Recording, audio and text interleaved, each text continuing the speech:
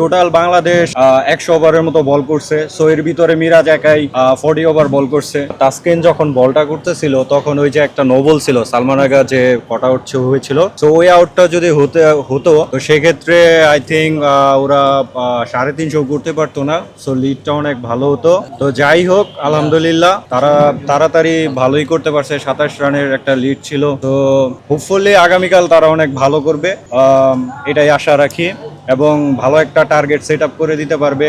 Minimum 350 একটা target যদি দিতে পারে সেক্ষেত্রে ভালো একটা ফাইট তারা দিতে পারবে। এবং পাকিস্তানের সাথে টেস্ট ম্যাচ আমরা ওদের দেশেও আমরা জিততে পারছি।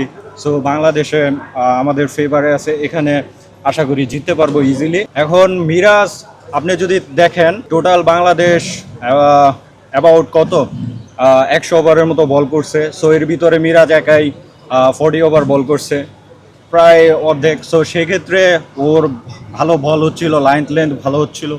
সো শান্ত এদিকেই ফোকাস রাখছে, এর জন্য সেটা ডিজার্ভ করে। আসলে ভালো বল করছে মিরাজের জন্য।